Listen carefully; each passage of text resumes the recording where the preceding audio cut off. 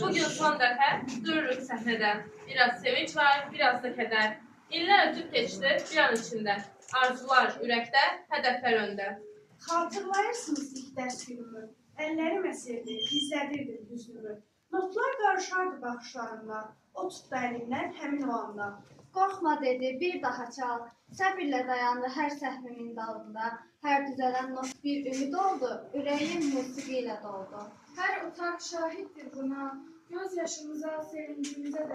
Bazen ağladık, bazen küstük. Ama bu tekrar hiç vakit küsmedik.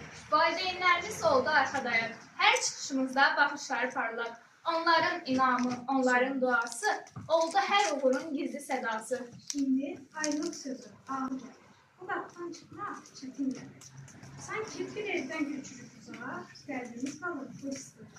Amma bilirik, yol davam edir. Arzular bizi sabaha səsləyir. Hər birimiz öz səsimizi tapdı. Musiqi ilə həyatı qana bəsdir. Bugün məzunuq, doludur qəlbimiz. Sevinç də var içdə, kövrəşdir sözümüz.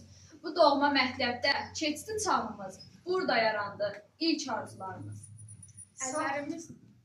Əllərimiz titrəsə də bir zaman, indi səslərimiz güclüdür inan. Bu səhnədə böyüdü arzular, not quruldu gələcək yollar. Bu məktəb bizə bir ömür verdi, musiqi ilə dönən ürəkdir.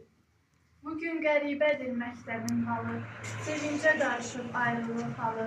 Bir zaman uşaq tək gəldi bu yerə, indi vida deyib çıxırıq irəliyə. Müəllim səsi bir ümid olurdu, hər səhv notumuz sevgi ilə dolurdu. Bir daha çal deyə ruh verirdiniz, bizə inamı siz öyrətdiniz. Sağ olun əziz müəllimlərimiz, haqqınızı halal edin deyirik biz. Gedən bizi, qalan siz, musiqi bizi sizə bağladı səssiz.